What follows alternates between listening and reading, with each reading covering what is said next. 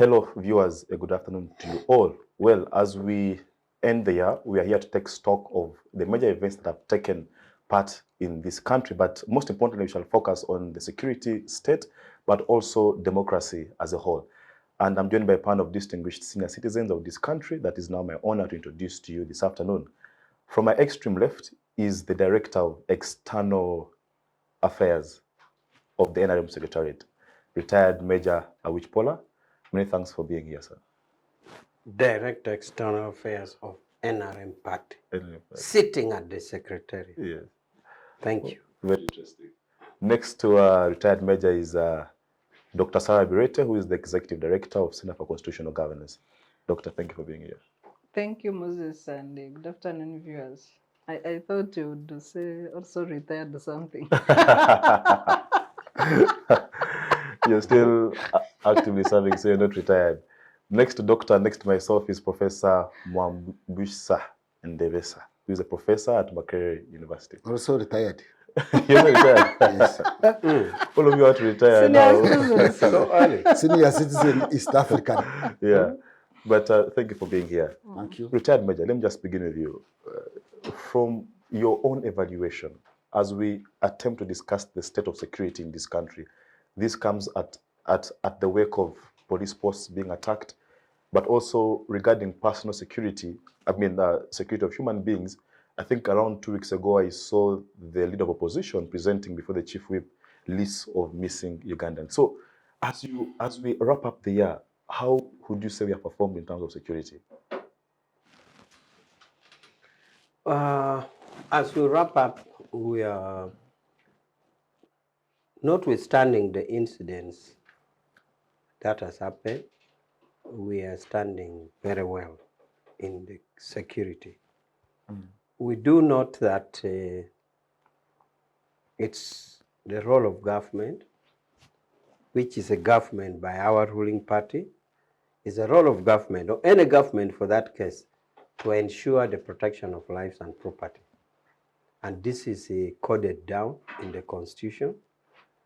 So, from all corners of the country, over the year, because we're taking the stock, we have had incidences of cattle rustling a bit, mid-year there. It was properly contained, both for Karamojong and the neighbors, but also intra-Karamoja. That is Karamojong among themselves. And it led to a bit of insecurity matters. But also along the way,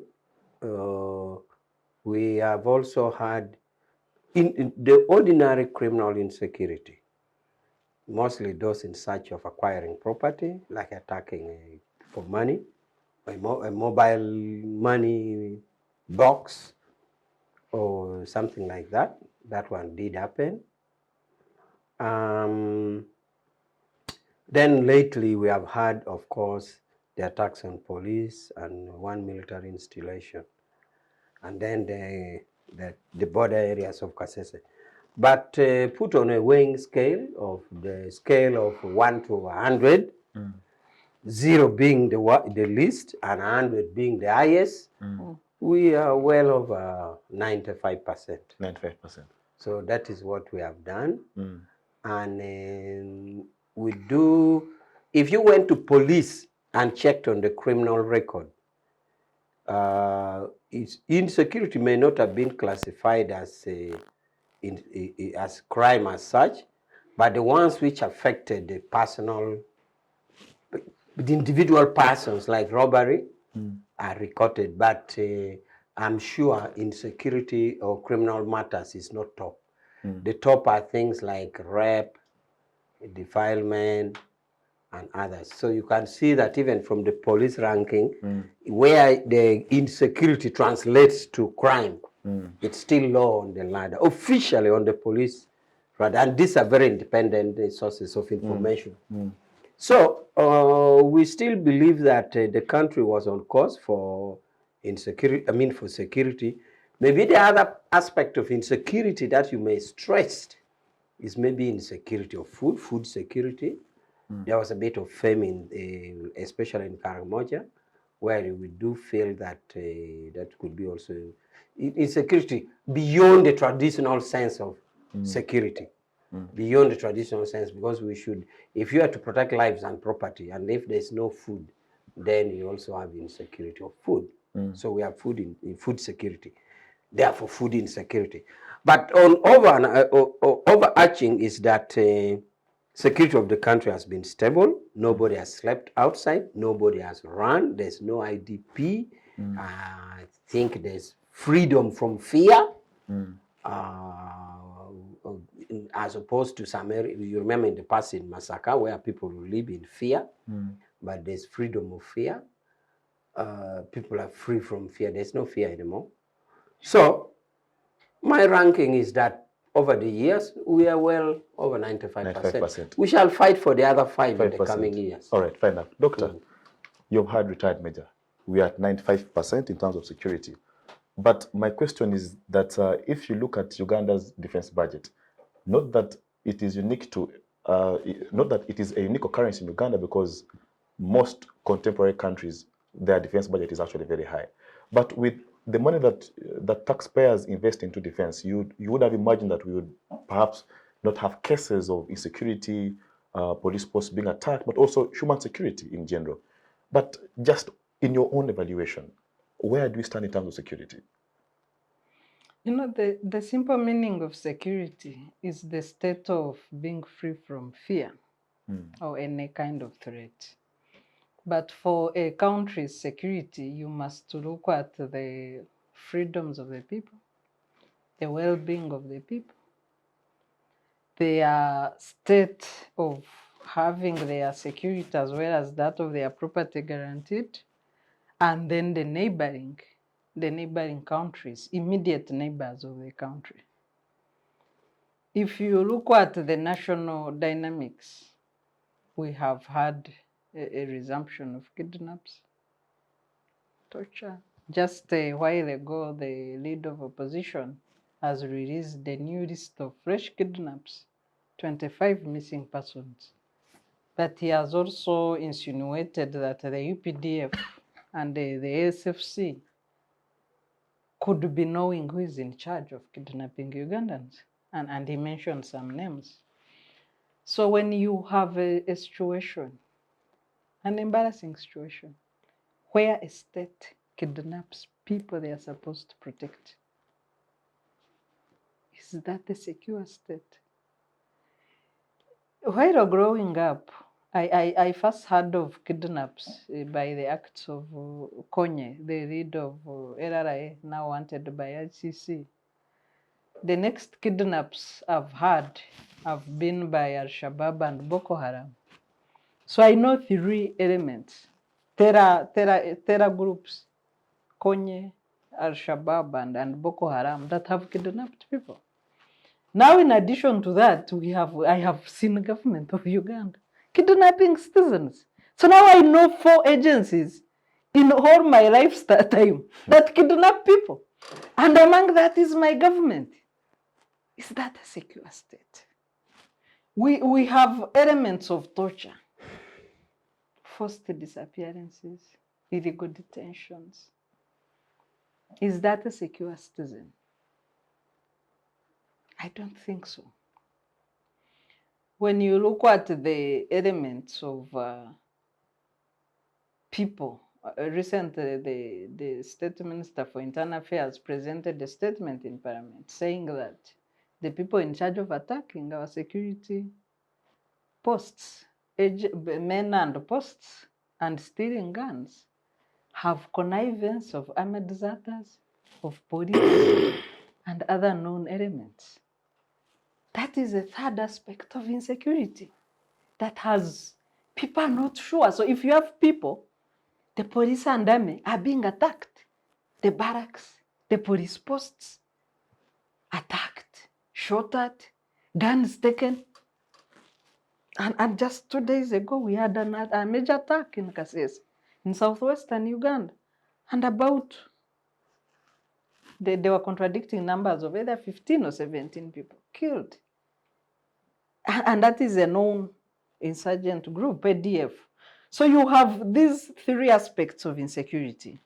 The fourth aspect of insecurity is increasing poverty in the country. The recent report released by the Uganda Bureau of Statistics shows increasing poverty generally in the country. 18 million Ugandans are now living below the poverty line. Previously, we had reduced this number to 7. It's now 18 million. We have increasing poverty in the north and eastern Uganda as compared to central and west. That's another source of insecurity. The citizens are not sure of a meal. We have several reports that have indicated that 60% of Ugandans, employed Ugandans, earn 200,000 as a salary. Bank of Uganda stated that only 1% of Ugandans earn 1 million and above. Is that a secure country? Let's look at our GDP scan through our national economy. Our revenue collections are estimated at 21 trillion. Our interests on debt in this budget are 18 trillion. That means that as a country, before we run the money lenders, we have 3 trillion. You talked of the security budget. Our security budget is 7.1 trillion, and that is 15% of the budget. If you add 3.4 classified expenditure, 20% of our budget goes into security. But we don't have money to secure our country because we have a balance of 3 trillion from our collections. We must run to money lenders to cover our security budget as a country. Does that sound like a secure country?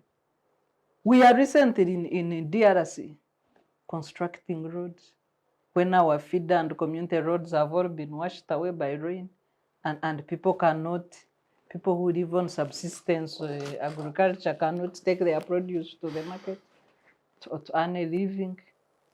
We are in DRC trying to secure our country, and the first arrangement would have ideally been 2 months of destroying ADF bases.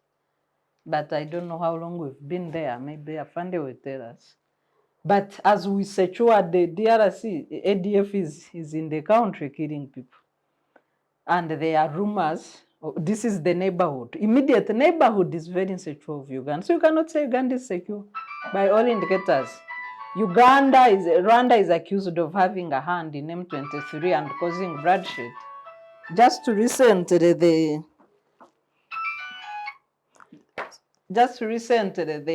at the US-Africa Summit, President Kagame last night said that nobody should blame him for the bloodshed in DRC. Another immediate neighbor, South Sudan, is very insecure. They have failed to implement the peace process, and Uganda is one of the guarantors. So to me, in summary, you cannot qualify Uganda using whatever lens. So on a scale of 1 to 100, peace is 95%. What's yours? I would put it at 40. 40%. Professor, what's your own diagnosis of the state of security in this country? Thank you. The state of security can be determined by the actual insecurity or security and the potential. And I will begin with the potential and begin maybe from what my neighbor here, Dr. Bireete, has commented upon. Most of the insecurity in the developing countries in Africa, like Uganda, arises out of internal insecurity more than external. So we have less of across the border insecurity, because even the ADF, which is destabilizing the country, is also partly coming from the internal. So let me begin with the potential, the underlying challenges of insecurity, and I will bring in a concept of non-military security issues. Non-military security issues. Security challenges do not only come from the military and the physical harm and the insecurity, but also from the non-military aspects. One of them is what she has talked about, the levels of inequality, or for that matter, an equal distribution of resources and opportunities and power. An equal distribution of opportunities, resources, and power puts a country in a situation of insecurity. And quoting WUBOS, that Uganda Bureau of Statistics, when you see some regions of Uganda, especially mid-north and the east, I think the north, the poverty rate is at 68, Karamoja 60-something, the east is in the 50s and 40s. So you find some regions in Uganda are already in middle income, others have not even looked at a horizon to see the middle income. Now, when you have that two countries in one, that cannot be a secure country. Higher levels of inequality is one predisposing factor to insecurity besides generalized poverty. Another non-military security aspect at that potential level is unemployment. The higher levels of unemployment in the country, and yet we have got a higher rate of growth, of population growth. We have got a very big bracket of the youth who are uneasy because they are unemployed, and those provide a situation of potential risk to security for the country. That's another aspect. We have got higher levels of intolerance. This is exemplified in Parliament. Look at how Parliament is behaving. This is the epitome of political class interaction. What is happening in the Parliament shows higher levels of political class tolerance. But also when you listen to what people say in the public media and social media, and you look at levels of ethnic intolerance, it depicts a situation where we are not heading for a country that has got what we would call sustainable society. The common talk is sustainable development. But before we talk about sustainable development, we should also talk about sustainable society. A society with higher population growth, with this poverty prevailing in the country, with unequal sharing of resources and power, does not augur well for the security question. Now let's come to the real examples within this year or whatever. I am going to give an example touching me, but I am not necessarily saying that I am subjective as such. My father is 104 years old. I have said it here before. A Second World War veteran, and was attacked this year, armed, attacked at night. Good enough, he was not very much harmed. He just woke up with a walking stick because of that age. It is the one they pulled away from him. They thought he was going to beat them anyway. My sister, my real sister, was murdered in December last year. In broad daylight, it was around 6 p.m. and nobody has ever found out who cut her into pieces. She was just walking along a main road and she was murdered. In Kampala? No, up country. But the police has never discovered, not even having a rumor that we suspect so and so. When you are moving at night in Kampala and driving along the northern bypass, these days even people dodge it.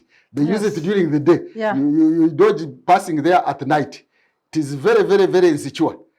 So he has already... the Ndebesa Express? He has already talked about, Ndebesa Express. He has already talked about the Karamoja area. So even that generalized level of human insecurity, not state security, of human insecurity, of personal security, we have got very many, not robbers as those who are armed robbers, but even people who are stealing chicken, who are stealing goats, who are stealing cows, who are stealing bananas. Yeah. I have heard members of parliament, I think when they go to parliament, I don't know whether they are not students of society, what happens to them. And some other political administrative leaders talking about having compulsory granaries. I can tell you, as a student of society, today you can't have granaries. You will put your grain in the granaries, it will be stolen. Yeah. When they are stealing it from the bedroom, under the bed even, how much more will it be insecure when it is outside there in the granary? You cannot have granaries like we used to hear that there were granaries during the colonial period and the first decades of independence. Today, when you have a granary, I can assure you almost 99.9% you will never find that which you have kept in your granary in the present circumstances in Uganda. Impossible unless you have got a wall fence and askaris outside the wall fence. Yes. The granaries will not work. In other words, there is that. People have security to guard the cows in the night. And the people there they will take them. And the people there to steal Museveni's cows, who has got UPDF guards guarding the cows, they steal them. And then you say that you can have a granary.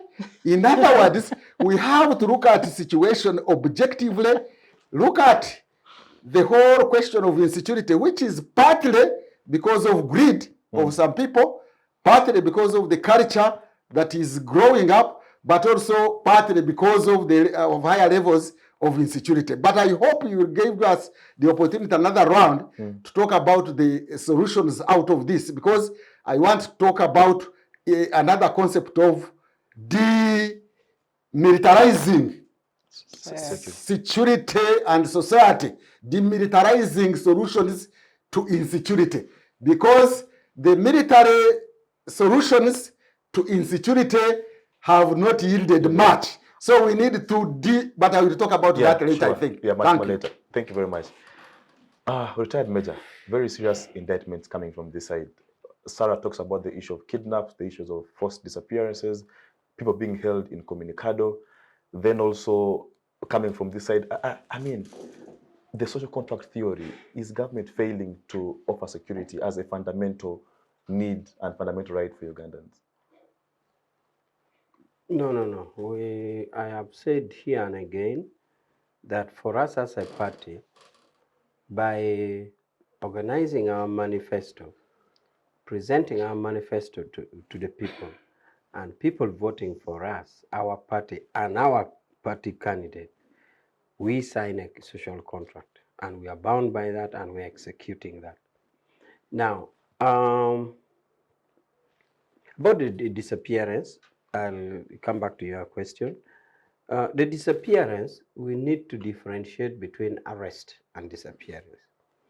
It is true, the security persons have arrested others, but also we have put it, and government is taking it up, where our opponents in the political actors simply lay a claim at our door and put a list of anonymous names that they disappeared, just because they are talking to the gallery. So the British ambassador, the American ambassador will just hear that the following persons have disappeared. But you never know whether they are really existing body corpus that had lived before. So in this case, who has the burden of proof in this case? He who alleges has the burden of proof. Okay. That is common logic. If you say Okello Peter was kidnapped, you really have to prove that Okello Peter was from District X, Sub-County X, Village B, and the wife and the children are this. But this one, they just bring a long list of anonymous persons. You don't know whether these were really body corpus, and they want us to prove that they are not lost. That is not how it should operate. So how would they know if any political actor brought a list of 5,000 people, say they are lost, they are kidnapped, and just dump it to you? That is very unfair. So, but it's true arrests are there, and those who have been arrested have been taken to court. So we are now saying, fine. We are even going an extra mile to say, notwithstanding the principle of he who alleges as a burden of proof, we are trying to find out from NERA, from where does this name exist in NERA, which village, what is he really there? But it's a process. So we do differentiate between arrest and disappearance to the effect that other claims or most claims are not proven, whether they exist. How about what Sarah said, the issue of torture? Torture, I have explained here and again that torture is condemned and nobody should be allowed, nobody's allowed to torture, even in the police and the prisons and intelligence. And we have even done framework protections or prohibition against torture, including the laws which make you personally liable, and many repeated presidential directives against torture. And we have punished many people in court-martial who have tortured people, including killing people. So that one is an ongoing thing, but any overzealous, excited cadres who get to torture anybody is dealt with. Now, about the conceptual framework of the insecurity Professor has given, the beauty of it is that they are not directly state-inspired, or they're not exactly, or directly, I mean, it could be indirect. They're not resulting directly from state failures or government failures.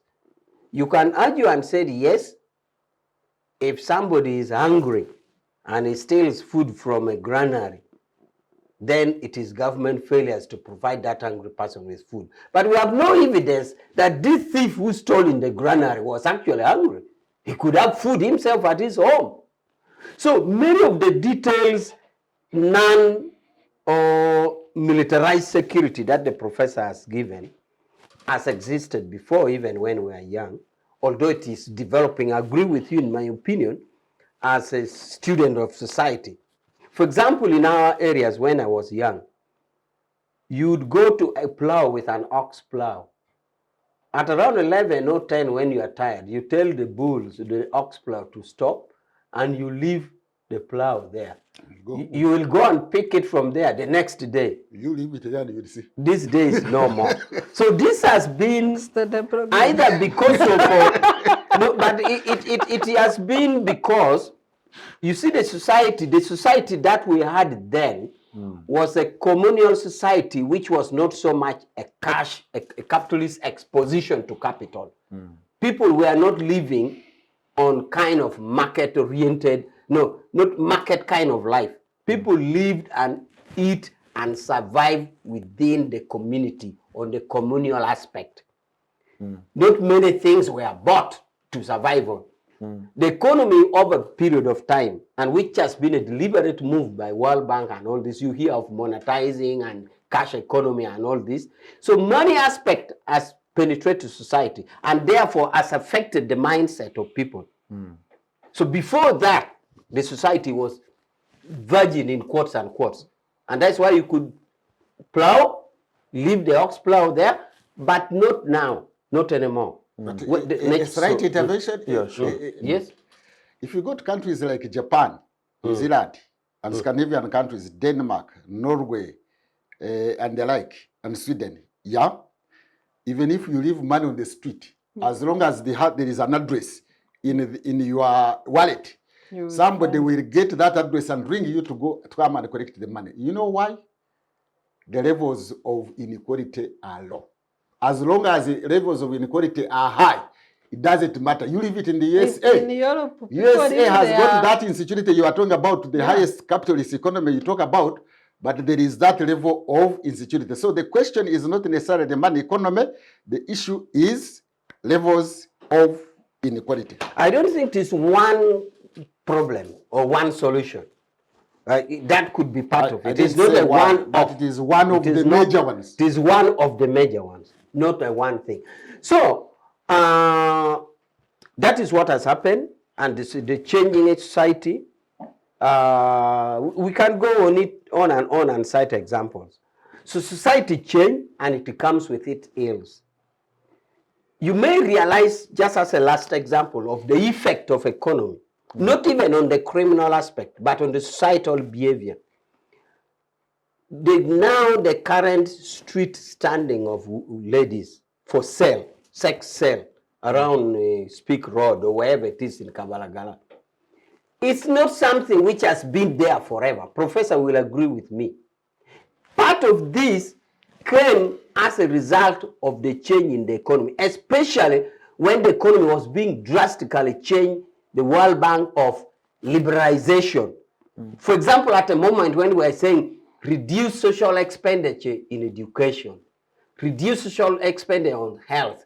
These were a broad spectrum of the change of a global economic setup. Yeah. The prostitution was not there. If I may intervene, I think Afande, you're bordering on the red flag of gender The biases. moral economy now. Because prostitution is as old as mankind. I think you can only discuss the trend. Levels. But in the levels, but That is what I was prostitution is saying. as old as I mankind. was saying in some places, like in the past on the current Loam Street, there were bars where women would sit inside, and you would see that there's a possibility of exchanging sex form. But the street one, you see, once you liberalize the economy as the base of society, you cannot socialize morals. All right. Morals is what we believe is wrong. We.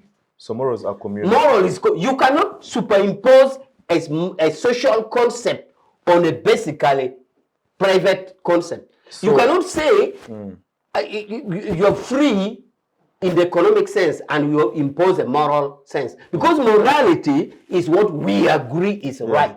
But once you already put the ground there, so that's why I'm saying the street standing. Even in Russia and all these countries, when they, before the economy was changed, they didn't have street beggars. But when they changed the economy, the street beggars came. So you're partly blaming this on the structure adjustment programs, if I get you right. Yes, and the economic trend. All right, fair Yes. enough. Doctor, let me just come to you. You did mention earlier on South Sudan and Congo and etc. So the question then is that, do you think that this regional integration, the approach that we are taking as East Africa towards integration, is it exposing sovereign states or is it exposing Uganda to more insecurity? Because now that DRC is part of us, they come with all that insecurity burden. Now I hear the plans of bringing Somalia still to the integration. Now, all that conflict and all that insecurity in Somalia then becomes our burden as the EAC. So would you think that we are taking the approach of EAC integration in a way that exposes Uganda to insecurity? Maybe it first to respond slightly on an example of prostitution. You know, when you read the Bible, there are several examples of prostitutes. One who was almost stoned for adultery, and then Jesus wrote in the sand and said, whoever has never done it, you can throw the first stone. Another prostitute who put perfume on Jesus' feet. You know, the list is endless. So when you say that the structured adjustment programs brought prostitution, but other than the red districts, we have several forms of prostitution and moral degeneration in society. They are calling prostitutes for big hotels and VIP guests. During Chogam, the most wanted item in town was prostitutes. I know Moses was still young and maybe did throw. As in primary 5. I know, but the most demanded item in Kampala during Chogam were prostitutes. So, but you can, I don't know whether even the red district emerged because of structured adjustment programs. I was also young by then, and I had not even known what the red district is. But what I know is that prostitution is as old as mankind, and there are several forms of prostitution, even in villages. You know, and you say, that one is a prostitute. Maybe you buy her beer or what. We grew up seeing these things. So maybe we can only discuss that open prostitution. I think we should have time to discuss the moral economy. Let's Yeah, now look at we focus on security. Yeah. So when you look at integration, integration is supposed to reinforce and strengthen security of member states because you have shared capacity building, shared practices, shared information, and more strengthened means of fighting crime. If you go to the strong regional groupings like ECOWAS, you know, I used to admire ECOMOG so much, the military arm of ECOWAS. You would go and stage a coup in any member state of ECOWAS, and by then President Obasanjo would say, I'm giving you 2 weeks. Hand over power back to the citizens, or I'm deploying ECOMOG to kick the hell out of you. And they were able to some extent to stabilize and reduce coups then in West Africa. I don't know what happened now. East African community is supposed to have the East Africa Standby Force, or known as ISBRIG. At one time, there was an office of ISBRIG in Nairobi. I don't know what became of it. We are struggling now to contribute forces to deal with M23 in DRC. But integration is supposed to be strengthening cooperation, information sharing, capacities of member states, and to improve the security of the member states. In our case, because of too much lip service and maybe double standards, because if you look at the DRC conflict, and it's good now DRC is a member of the East African community, who are the aggressors in DRC conflict? It cannot go beyond Uganda and Rwanda. Before the joining of the East African community, SADC was able to flush out the then M23 supported by Uganda and Rwanda. And mainly that was South Africa and Tanzania. And then the M23 was resettled in Uganda. The resumption of M23, I know that the blame is on Rwanda, but how did M23 escape from Uganda? Are we innocent in that new resurgence of M23? How did it leave? It was resettled here under the decision of the UN Security Council. And it's good Afande here is a veteran of UN systems. So what happened? How did we divert from that cooperation and agreement procured under the UN Security Council to resettle, rehabilitate, disarm M23?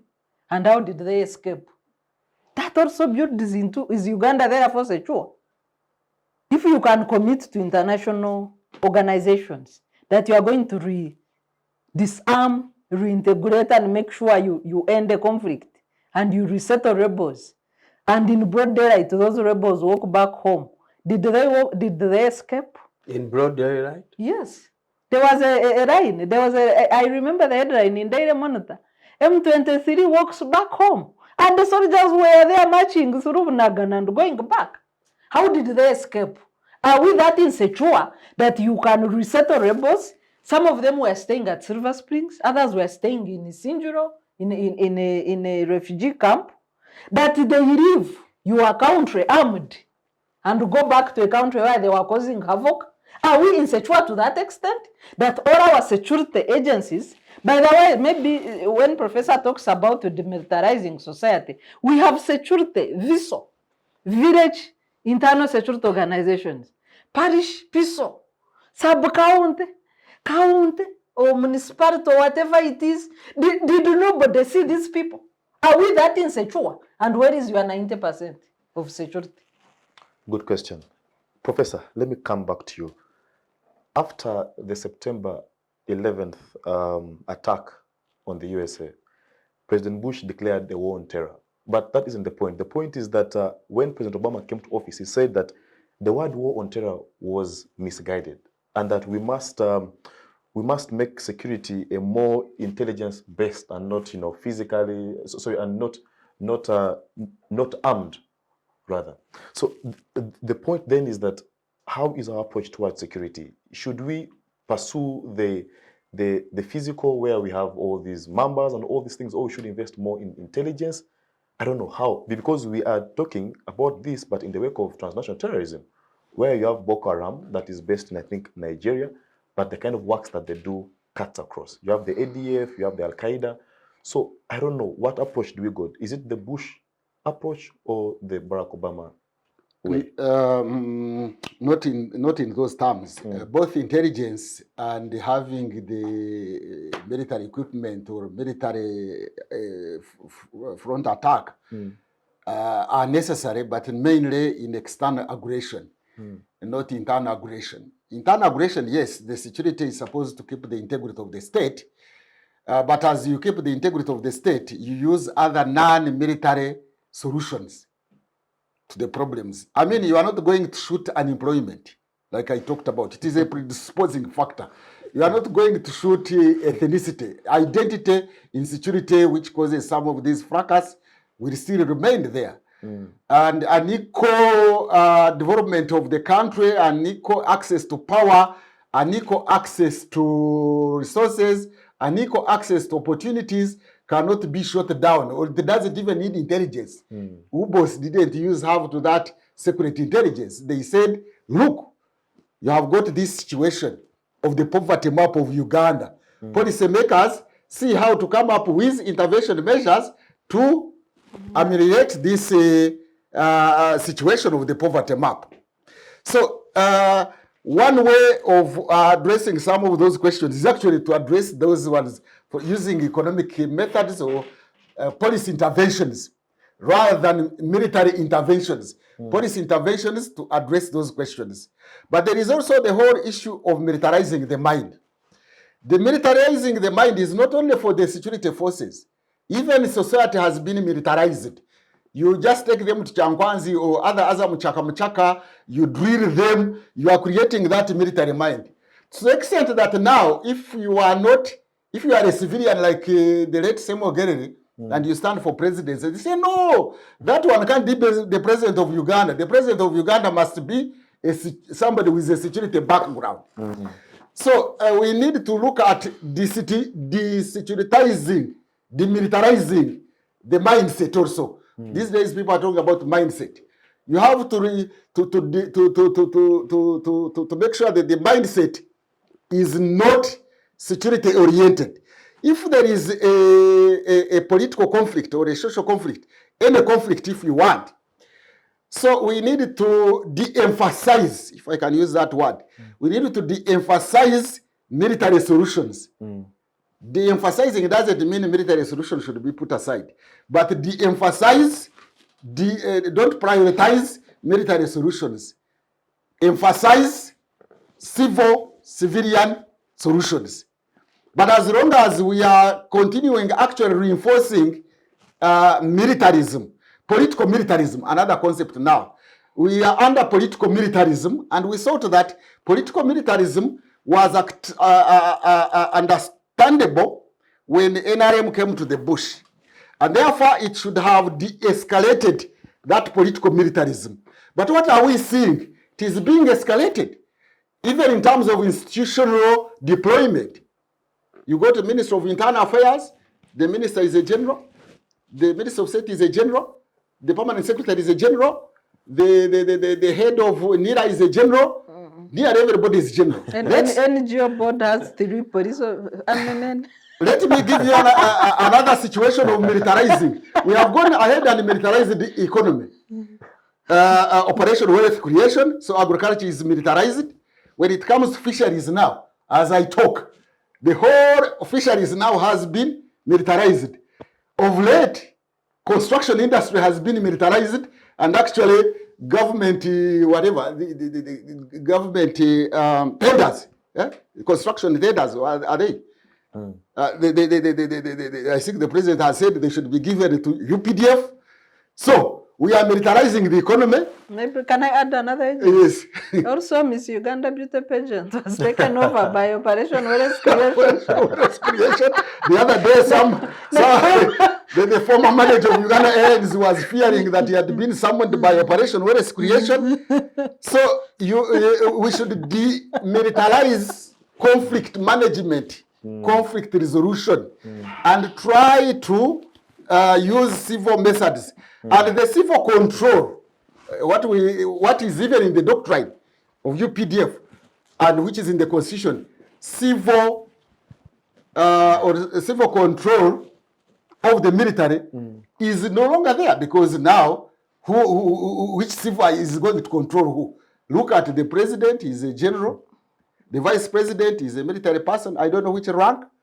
The second deputy prime minister, Moses Are, is a general. The Minister of Foreign Affairs is a general. The Minister of Internal Affairs is a general. The Minister of Works is a general. I don't know who. So We have to de-escalate.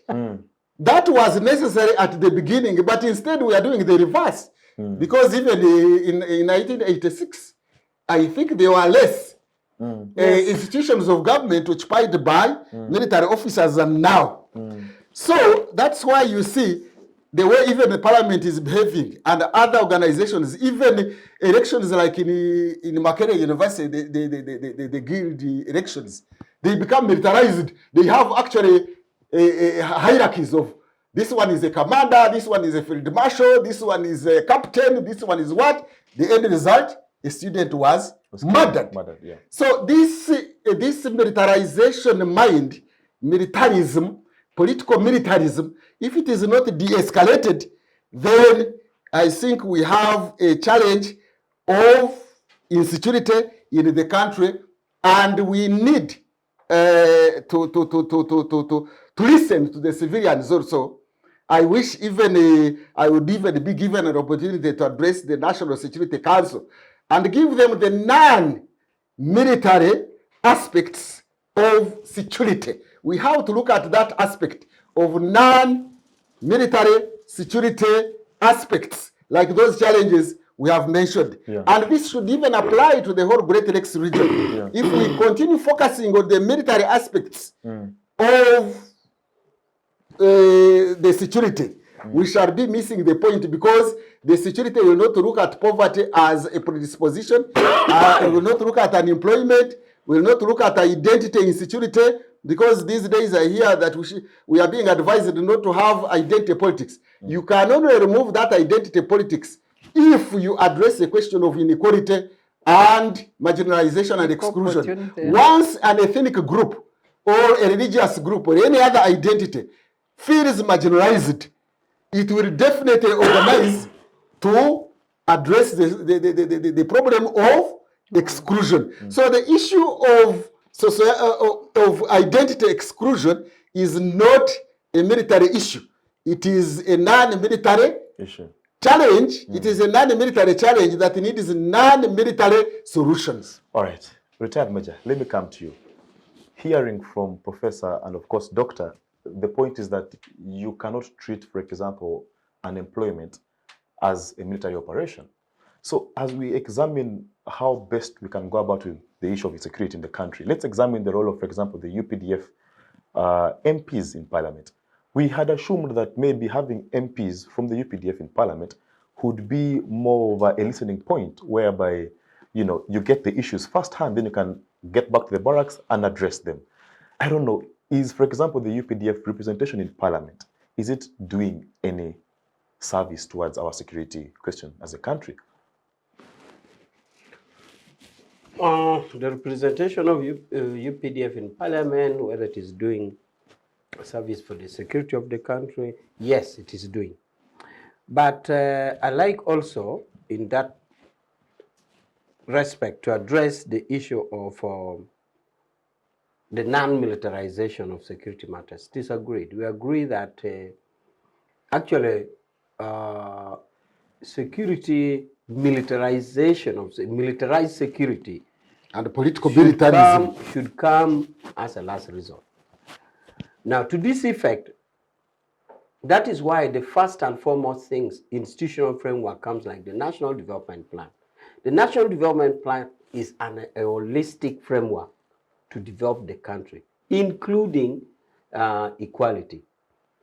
Now, just forward is that you have framework institutions like Equal Opportunity Commission, which is supposed to even scrutinize budgets to be sure that the national budget reflects equality, either in terms of region, in terms of gender, in terms of all those other areas that shows marginalization. So, and we as a party develop our manifesto from the National Development Plan. And that's why there has been so many interventions, in economic interventions, whether for Northern Uganda reconstruction, whether for Luero reconstruction, whether for the youth, for the disabled, and all this. So many interventions has been happening. Are they working? The idea is, whether it is working or not, but those are the challenges. When you put something on the ground, in thinking, you think perfect, even the laws, When you're passing laws in parliament, you think you have passed it's a good law, but when you put it to practice, you meet the challenges. So many interventions has occurred to be sure that these issues are addressed before you go to military approach. So that is an ongoing process and it is in plan. Now, on the specific aspect of militarization, you see at the beginning, we came up as a movement with the idea of the myth, removing the myth of militarization. Because in the past, the military had tortured civilians. Those who monopolized weapon like the gun had tortured people. So we thought we should demystify it so that everybody knows. Now, if this is the effect of that move to demystify, then let it be. But also, militarization was a reaction. It's not a proaction. It's a reaction in that we thought soldiers are more disciplined, especially in commanding them do not. Like when we discovered resource misappropriation. So that is why the military was important. So the military was more of a reaction to the challenges than a proaction, because it is easy to control a disciplined army officer. So that is why you see aspects of deployment here and there. Because we thought disciplining a civilian would be difficult, but if you have a soldier there, the knows don't, and he will say don't. Do this, and he will say do this. So the militarization is a reaction than a proaction. All right, just as we wrap this up in the next 5-10 minutes, Professor, how do you move forward with the issue of security? What are some of those recommendations that you'd love to propose? Security is not, of course, an easy undertaking to attain all of a sudden. And you cannot have 100% security anyway. There will always be some forms of insecurity. What we are talking about is reduction. And as I had pointed out some of the solutions, but at the local level, at the subnational level, at the community level, or at the societal level, not this bigger security, is that the security, first of all, demilitarize solutions of the challenges of insecurity, because challenges of insecurity are there. And then involve the civilians. Let the civilians be involved, both at an administrative level and at intellectual level. You see, when you try to talk like I am talking, these generals will say, leave the issues of the general to the generals. For heaven's sake, we have tried to use military means solutions of security challenges. We are still undergoing these challenges, and they are impacting even on our development process. I might even say that when you look at the Great Lakes region countries, if we can use the international conference definition, international conference of the Great Lakes region, and consider many countries, which are 12 now, I think Kenya is a developed country. It is even going to upper middle income. Next, the one which has achieved is Tanzania. And the rest are least developed countries. Do you know why? Partly, it's because the other actually have more resources than these ones we are talking about. It's because they have maintained security for quite a long time. And like Kenya especially, they are having civilian control of the military. But in these other countries where the military has control over the civilian, and we are continuing as business as usual, we shall continue having these challenges. So what I would be advising is that governments in this region, Uganda and then the others, should consider civilianizing solutions to insecurity, so that we have got, even at the grassroots level, we have got community involvement. There is community policing in Uganda, but the way it is conducted, I think, is not the way I would want it to be conducted. What they do, they just come and they start addressing, actually lecturing to people on issues of security. That is not the approach. The approach should be that when you have a community engagement on security matters, should be a give and take. Actually, police or security forces should go there to listen more than lecturing. Not going there and lecturing. When you go there, when there is insecurity, don't bring stones near the house. Please lock your house securely. Please do this one. Even if you lock it, people will find you still outside. So let there be a concerted efforts. But at the same time, security is also a result of political intolerance and political misunderstanding, especially in the political class, from the councillors to the MPs and the security and the executive and whatever. We need to have sustained societies where it began from. And you cannot have sustained societies unless you respect each other and recognize each other so that everybody has a stake and has a contribution to make. Don't go by the correct line. I am happy that at least at the rhetoric level, it is no longer emphasized. Don't claim that you have a correct line, you have the solutions, the problems. I have seen the members of parliament inviting security officers to appear before them. But you find the MPs and the security officers, they are not listening to each other. They are actually hearing voices which just pass through their ears. They don't register the impulse. Both of them come, you find, Tafire talking about, I know everything. There is a time we told MPs, I know what you know, but you don't know what I know. That kind of behavior will not take us very far. This business of always claiming to know everything. I am saying the military have got certain skills they know in intelligence, but also, as I told you, and as I've emphasized today, there are certain non-military challenges of insecurity which some civilians might know more than these ones who are military officers. Yeah. So let's all listen to each other, take the impulse, and let's be humble enough not to come up and say, I am a general, nobody is going to advise me. That we have defeated rebels, that the NRM has defeated rebels, but the rebels continue to be there, is not a sign of success. Fair enough. Why should they reappear and reappear? We want them to end like in Kenya. They had that post-election violence.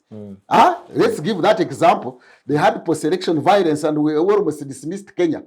But they have had 2 elections where they have not repeated that experience of post-election violence. So that's an indicator of addressing issues of conflicts and insecurity and violence. But that every time I will defeat you, I will defeat you, I will defeat you, I will defeat you. But how come that they are coming? That's why I want the listeners out there to buy this concept of sustainable societies. Sustainable societies are those societies that tolerate each other, that listen to each other, and all agree that they have a stake. To use Sebagara's, the late Sebagara's terminology, that we are all shareholders in this country called Uganda. I thank you. Thank you. Doctor, how do we move forward in security? I think Professor has exhausted the elements of non-military aspects of security and solutions. Let me try to venture into the military solutions. I know that NRM prides a lot in, being with the security might. But you look at simple things you need to stabilize a country, like marking and tracing guns. On several occasions, we have had prominent people in this country killed, and you find a gun is not registered. I mean, you can name Joan Kagezi, you can name the former IGP Kawesi, you can name the killing of sheikhs. Guns are not registered. Guns are in illegal hands. Others intentionally, others unintentionally. How do you manage basic security of citizens without ability to mark and trace guns? And is this rocket science? So when you fail at such basics, how do you secure people with their property? You don't know who has guns, which guns, for what purpose. People are attacked left, right, and center by armed criminals. Some of them government aided, some not. But the government has no capacity to mark and trace small arms and light weapons. What might do they talk about? beyond ability to shoot citizens. Retired Major. Now, How do you about move forward? mark and trace the guns, I do not think that governments has failed to know which gun is where. Or put it the other way, that it is possible to get guns which were acquired by an illegal person. Are you going to mark it and give it back to the thief? Because it looks like Sarah is saying there should be that Do we have technology. guns in illegal hands? The guns that the government has in the hands of police, in the hands of the army, in the hands of other security agencies, including security groups, The private they are known and registered. Okay? The guns that we don't know are the guns which are in illegality. And it is not possible to conceive that you are going to register a gun from a thief and give it back to a thief. It is already guns in illegality. So what is Sarah talking about? And many guns has history. Others went into the community before even NRM took over power. Okay? And of course, if a gun is lost, then you declare it lost. So is Sarah trying to insinuate that apart from the guns we know in battalions, in armories, in police, in intelligence, in civilian security, is he saying that even those which are with the thugs, we should register and give it back? I think Afande is intentionally misleading viewers. Let me clarify. When after the killing of John Kagezi and Afande Kawes, the president was clear on security guidelines. Among the guidelines, when he stopped using of hoods and he introduced cameras, the other guideline was marking and tracing guns. Which is wrong. So if it is already done, is he saying that our president is idle? No, what I'm saying, the guns which are in the hands of criminals are not the ones marked. I am saying even now, if you went to an armorer to sign for a gun, if you went to an armorer to sign for a gun, or for the ones which civilians get through police, the numbers are known. The IGP under the law is the one who issues private arms, the Inspector General of Police. All guns issued by Inspector General of Police are marked and they have numbers. The guns which are not there, which practically, unless you have some automatic weapon or machinery to see wherever it is hidden and you mark them, are the ones in illegality. Okay, those. So, but the government guns are numbered and marked, and whichever soldier signs for it, you sign for a gun, the number is known. Okay, do you think that licensing of arms for private citizens, the numbers are known? Do you think that they are given by IGP? Do you think that perhaps the porous borders, like in Turkana, have exposed the country to illicit guns? Of course. Of course. You see, the history of illegal guns, especially north and northeast, is that when Amin was overthrown, the barracks of Moroto was left open. Karamojong went and looted it. Again, when Lotwa was overthrown, the armorer of Moroto was left. They went and looted it. Southern Sudan was selling guns in the market, just like potatoes. And then the extreme east. So all that border with discontinued, and that is why the capacity of cattle rustling increased. The first raiding of the armorer during when Amin was overthrown and the second. By the time NRM went, I was in NRM battalion, 9th battalion, for example, which took Soroti, Umbale Soroti up to Labuoduong in Agago. The Karamojong rustlers had crossed the road from Soroti to the one leading Lira. They had crossed the road from Lira to Kidum. Why? Because every successive looting of the armory, they armed themselves more and more. So these guns moved all over the country. So solutions, how do we deal with So it this is not very possible to register a gun in the hand of a criminal. Just a simple clarification. Yes, when Afande Kawes was killed, it was established that the guns that were used to kill Kawesa and his driver and bodyguard were latest arms similar to those given to UPDF through capacity building by the US. Are those the guns we are talking about through the corridor of small arms and light weapons on Somalia and sold in Sudan markets? We have guns in this country which are supposed to be official guns. But through the connivance of criminals in security agencies, they find themselves for criminal work. They are used in criminality. So is the issue marking? But they were not, it was not marked. So they I think he doesn't follow. He doesn't follow incidences. He's following. Okay. Is that marked? Afande knows. I think we are not putting it clearly. Okay. Afande knows, like all of us know, that there are even people holding guns in this country. And they are not registered. There is a shadow security and they are not apparatus. registered. Non-official state people who have got guns, and they are not secret. Yes. Only that they are not registered. There's no documentation. There is no documentation, and they are not in the hands of these ordinary criminals, but they are in the hands of some shadow people. And everybody knows that this scenario happens.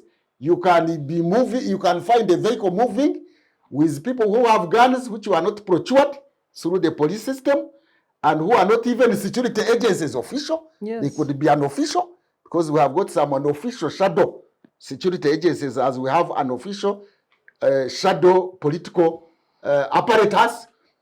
Those ones, I don't know whether they are being used already for criminal purposes, but my worry is that those guns could even in the future be used in political violence other than security violence. You see, guns which are not got through lawful way. Yes. The position of the government is that any gun unlawfully acquired, even if somebody got through an uncle or a cousin, that is an illegality. Yeah, officially. And, yeah, that is an illegality. Officially, that is an illegality. The government is finding illegal possession of guns. But we have guns. no evidence that so and so was moving with a gun unlawfully. Better. Okay. Okay. Retired Major, just lastly from you, as someone who belongs to the ruling political party, how do we address security moving forward? Just highlight for us some certain recommendations that we can adopt. The security issues going forward is that one. The situation is under control. He says 97%. No, I'm speaking for myself and for my party. Okay. Is that as a ruling party, we believe that we shall continue to fight for the livelihood and the welfare of the persons through many economic interventions that we have. And in that way, it includes addressing inequality. And that's why we have said, as government, we have empowered Equal Opportunity Commission to do their mandate, including checking whether budget is unfairly going to one region or budget is excluding some gender and all that. So the broad economic system that we have through our manifesto and through our repeated annual budget, okay, and through National Development Plan is point number one in addressing issues of insecurity. Now, insecurity of those who will take political angle for political reasons, leave alone criminal, the state is more than prepared to handle that. Then issues of criminality, we shall handle it. So that is the priority. One, the economic interventions, which are through the manifesto, through the National Development Plan, and through annual budgets that we think we can address all economic aspects to address the economic needs of people. And equal sharing of power? Equal sharing of power. That is why in equal power sharing of power, that is why we have the periodic elections. A reshuffle of cabinet, maybe. Periodic elections. No, but also we have periodic elections. Shadow cabinet and also well, but even the reshuffle of cabinet that he says, you see, in the reshuffle of cabinet, which he says is a valid point because power, they have more. You see, can I introduce a last concept as we go? Just in one statement. He's talking about shadow cabinet as being shadow cabinet in terms of opposition. There is also a shadow state which is not opposition. It is government. It is also shadow state. All right. But I want to address your cabinet issue. The issue of cabinet is a valid point because for us, when our party chairman, who is the president, appoints ministers, it takes so many considerations for balancing regions, gender, religion and all that. And that is part of addressing the equality. So the cabinet that you are saying, we try us, and that is part of it why the cabinet is big, because accommodating all these issues becomes challenging. So the cabinet is going to be addressed. So democracy, periodic elections, and transparency in election, that is part of what we do. All right, thank you. I think this brings a full stop to the issue of security. Let's take a short commercial break, and after that we shall begin with democracy. But see you shortly after this. Bye-bye. The Citizens Chatroom happens every Friday at 2 p.m. on Civic Space TV Online on Facebook and YouTube. We invite you to be part of this conversation. Civic Space TV, freedom always. Yeah, we'll be back from that short commercial break. We did put a full stop to the issue of security, but now shall shift gears a bit to the elephant in the room, democracy. Retired Major, is it important that before we delve into the nitty-gritties, should we define democracy, just to lay the foundation for us? In your own words, what do you consider democracy? Well, democracy, as we all know, the schoolboy or schoolgirl definition is that it has a Greek genesis. The Greeks define it as government for the people, by the people, and all that is what we learned in school. But I think over time, democracy has metamorphosized from the traditional Greek view. Or democracy has metamorphosized to mean the exercise of rights by the people. The exercise including the right to choose leaders, including the right to control their destiny, to decide, to be free to speak their views. So democracy has metamorphosized from a mere ownership of electoral process to freedoms of activities of persons in their day-to-day life. So democracy, therefore, is broad and wide. In other words, in a nutshell, a democratic system is a system that ensures that the well-being of people has no impediment whatsoever from either the state or the people against others. So democracy has metamorphosized in aspect of definition, if you wish. All right, fair enough. Doctor, I think I will give you the liberty to choose if you want to expound on the definition. But my question to you is that someone can argue to say that Uganda has periodic elections every 5 years. We have an entire Bill of Rights in our constitution. We have independent institutions, at least on paper. I mean, someone can say that Uganda meets the tenets of any democratically progressing society. Would that argument be right? You see, going by the basics of our constitution, it's not a matter of holding regular or periodic elections. Those elections are qualified. They must be free and fair.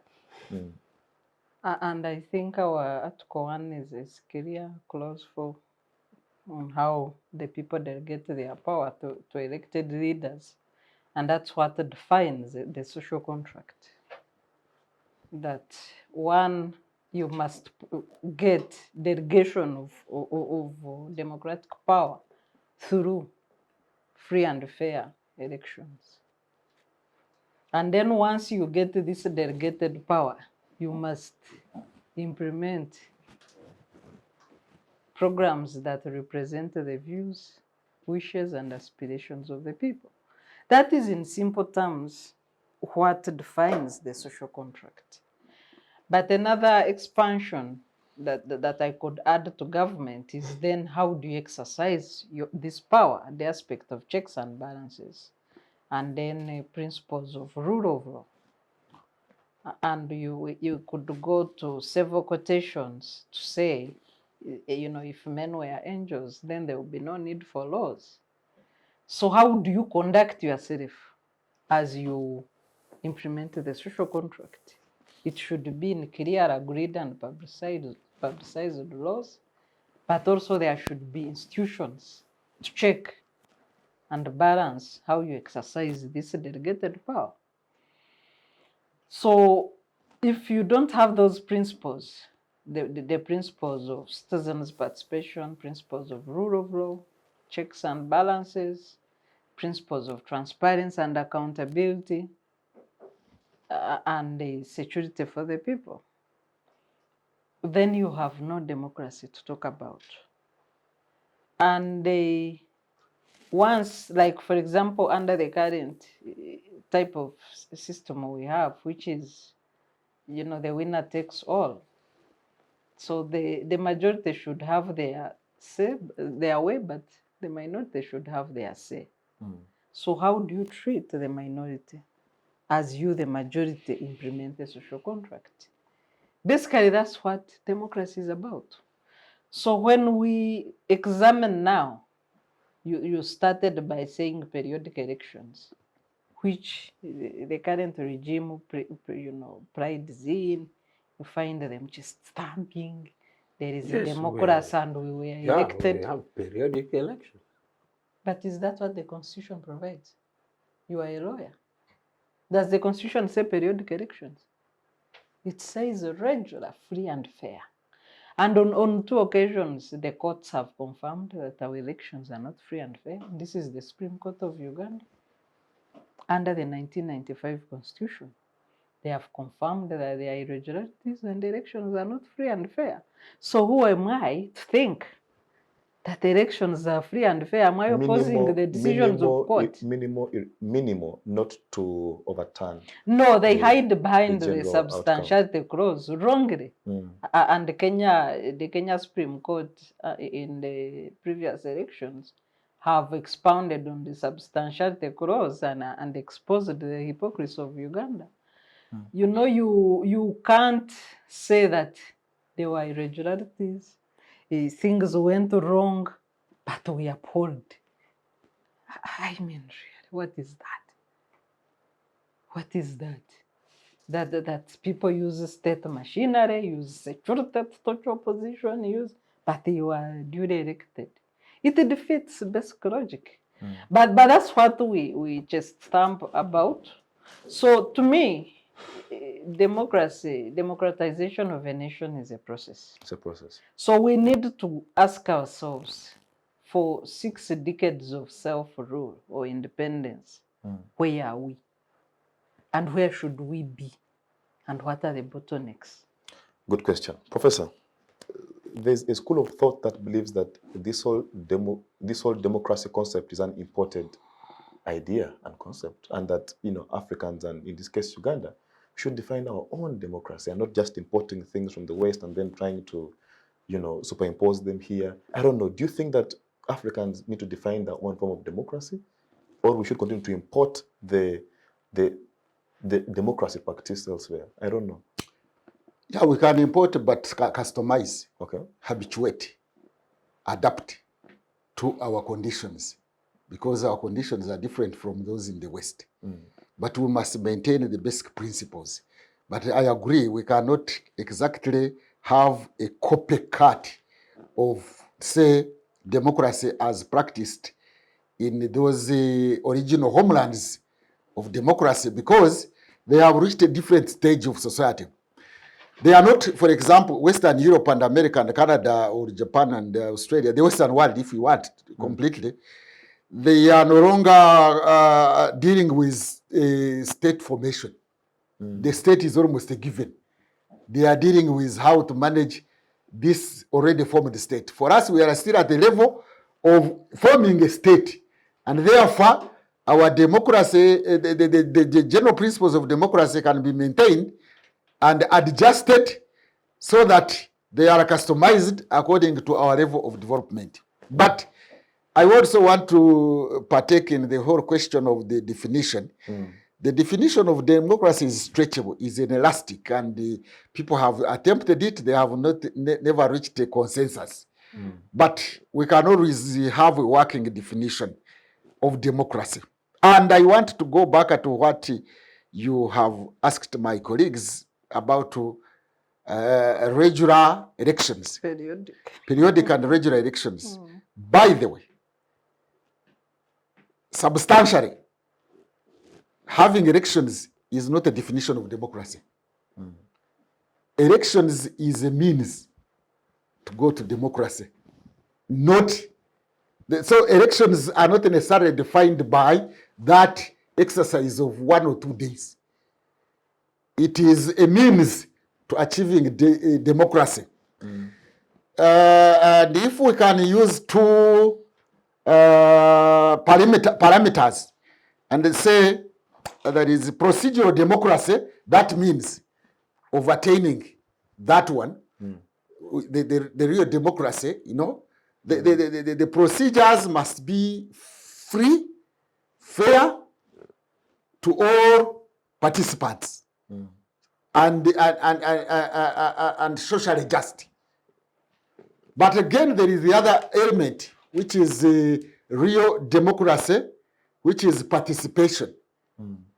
Democracy is defined by participation of citizens to hold accountable those who are in the leadership. So is the political or whatever leadership in the country accountable for what they are doing through the other processes of citizens participating, so that you deliver services, public goods and public services, which is substantive democracy. So the procedures must be free and fair, not merely regular, because you can have regular elections. Even apartheid South Africa had regular elections. They used to have them, and they were constitutional, and they were legal, but they were unfair. And 2, they did not allow the black majority to participate. So when you exclude certain people from participation through your procedure, which is illegal, anything, these are lawyers, they can tell you anything legal is not necessarily fair. Isn't it? That's right. So there must be fairness. This is even on the moral angle. There must be sincere and fairness in those who are participating in the exercise. So merely having a ritual of participating in elections, which elections may not be free and fair and just, you have to revisit them so that you either design a new procedure, constitutional procedure, or otherwise, that must ensure inclusivity, but must also ensure that those who are in power are accountable to the population. Now, this accountability, I want to use the legal language, although I'm not a lawyer or anywhere near that. The lawyers normally say justice must be seen to be done. So even that fairness, procedural fairness, must not be only announced or written, it must be seen to be practiced on the ground.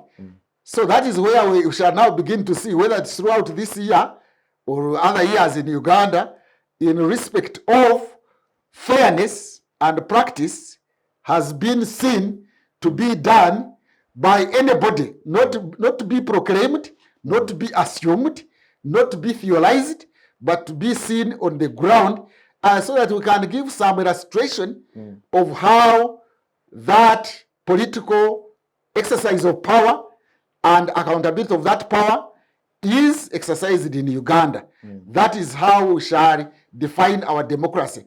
Exercise of power and accountability of that power. Well, fair enough. Doctor, let me just come back to you. One of the key tenets of democracy are strong institutions. But let's just examine the independence of the institutions here in Uganda. I think about a week ago, the Constitutional Court did declare the appointment of judges in acting capacity as unconstitutional. What this means is that the judiciary was able to check the powers of the executive. So as we move towards discussing democracy in Uganda, do you think that our institutions are growing? They are becoming more and more independent. They have capacity to bite. They have capacity to check one another. Are we arriving at independence of institutions? Uganda is under total state capture. When you look at the ingredients, State or executive capture? Yeah, we can see what to call it.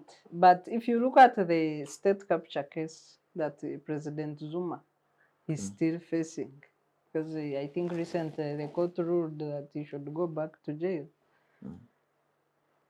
the ingredients of state capture under that case, all of them exist in Uganda. We are actually at a more advanced level than what President Zuma was doing then in South Africa. Let's look at key governance institutions in Uganda. You have parliament, which is commonly known as a temple of democracy. How is it faring?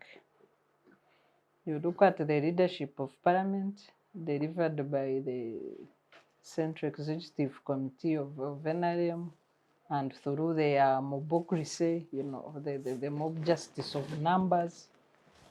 You look at the quality, and I'll just give two incidences or to demonstrate the degenerated quality of parliament.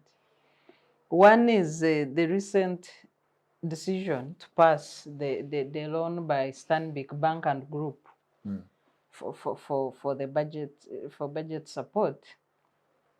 The speaker put the question to vote, and the no's were the majority if you listen to the video. And then she ran away because the rules of parliament provide that once you rule and the 40 members of parliament stand up, then you overturn your ruling and discuss again. So many people stood up to oppose her ruling, and she ran away and she forgot to adjourn the house. Then halfway across the table, she comes back. House is adjourned, and she runs. There is another incident where her deputy, the Right Honorable Thomas Tayebwa, was also running away from the house and captured all over broadcast media, running from parliament. Literally. Yes. so you have already as a I think that was parliament. a ruling on the coffee. Yes, I don't know, but he was captured running, and so his bodyguard is also chasing after him. So you have the caliber of and conduct of parliament that is really below par in a country that has been independent for 60 years. Recently, it has even been degraded further to like a kindergarten, where members of parliament come out shamelessly, stand below coat of arms, clap for birthday gifts.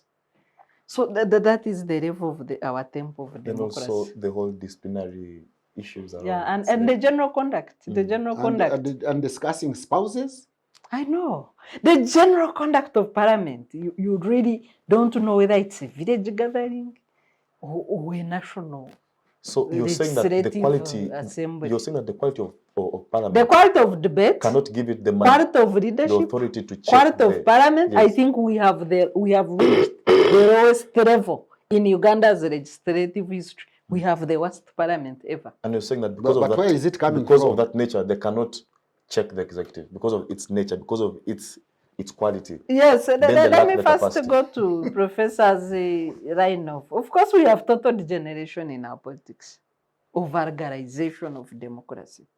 The chairman of NRM, who also happens to be the president of Uganda, was campaigning in Busoga and telling people, just send me people, even if they sleep, so long as they wake up and vote NRM.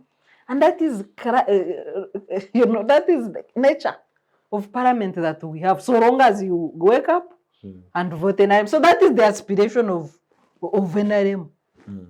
When it comes to the quality of legislation, they do not care about the functions of parliament, which is to provide checks and balances, appropriate and conduct oversight, but also promote constitutional governance in Uganda.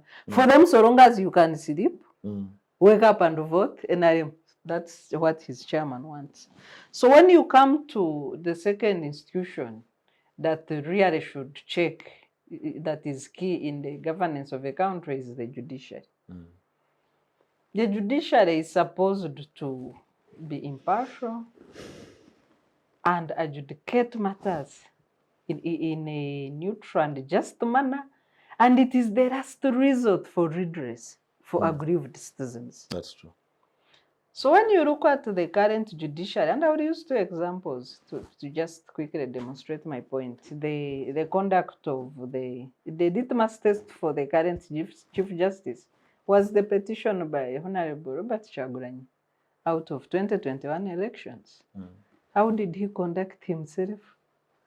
Apart from the fact that Robert Chagulanyi withdrew the petition for lack of trust and out of hopelessness that he cannot achieve justice from a Supreme Court, then you saw the Chief Justice running away with the files before cameras, you know, all media are there. He's running away with the file of a colleague judge. He's crossing a press conference in a manner just to block one judge out of 11 from giving a dissenting decision. So really, to me... But Doctor, aren't you selectively indicting the judiciary? I said I would use And two examples. You are forgetting where they have stood tall and where they have called they've called the executive to account. You are selectively choosing to use your examples. Mr. Moderator, I said I will use two examples to demonstrate where the judiciary is today. A presidential election is the biggest decision that our courts can engage in. And it's highly political. There is high public interest. The stakes are higher than any other court matter. That's why a full bench of 11 judges, that is the only case where you have a panel of 11 or 7 for that matter, in where almost the whole court sits to adjudicate on one matter. And all attention is given. The stakes are high, the public interest, the emotions of the people, and that's why you expect that is the highest demonstration of the caliber of courts you have in a country. And that's how they conducted themselves, with the Chief Justice himself, according to Justice Search, running away and stealing her files. Really, what else do you want to use? The second example could be the incarceration of NUPMPs. One can argue that being opposition does not mean you don't commit a crime. And none of our argument has been to say that these people did not commit a crime. But have Ugandans seen justice being done in that case? And in any case, if a member of parliament, a reputable leader in society, does not qualify for bail, then what happens to ordinary people? Because the grounds for bail are clear. Are you a reputable member of society? Do you have a track record? Do you have substantial sureties? Do you have property? Do you have a stake in a country or in society? So if the MPs do not qualify, then who does? Evidence that you will not interfere with the case. Investigations are over. So interference does not arise when investigations are complete. Retired Major, I know for sure you have a plethora of responses to make regarding, of course, the independence of our institutions. But as you do that, democracy entails the aspect of respect for human rights. So as you respond to the issue around independence of our institutions, how are we faring in terms of respect for human rights, in terms of protecting the rights of Ugandans as a very crucial tenet of democracy? I do not think I will have to say much about the independence of institutions, because even then, Sarah did not say much about the independence. I think Sarah criticized their competency or their strength or weaknesses. But if that being the case, I think I share some sentiments about the capacity of members of parliament, and their capacities therefore informs their competency and their performance. And I think Professor said that where do they come from? They come from our community. Because we need to rethink as a society, and maybe it is not only in Uganda, that the mindset, as the professor said these days, is used of our electorates have changed. You know, Professor Lumumba from Kenya, who is regarded a very brilliant and intelligent professor, but he lost an election Yeah. Badly. badly. So now that shows you the mindset of our voters. If Professor Lumumba can lose an election, and that is outside Uganda. So that shows the mindset or the kind of the, so to the extent that the monetization and the conduct of election, where it goes personal, that they have to abuse your mother and your father, and the amount of money that is involved. So who would have been capable, like Professor Lumumba, or even our professor here, would rather stay away from it. So this talks much about our society, and not only Uganda, but across. And that's why I imported the example of Lumumba. So what it therefore means is that Sarah, Professor, and even maybe some of us will now say, I will not go for that exercise. And that is what leads to the caliber you have. I can assure you, you will go to Parliament and you find arguments that is not worth. Even if you pick at random and you ask a member of Parliament, the common saying, water is life, what does it mean? Very few will tell you what water is life means. They'll probably say, if you don't drink water, you die.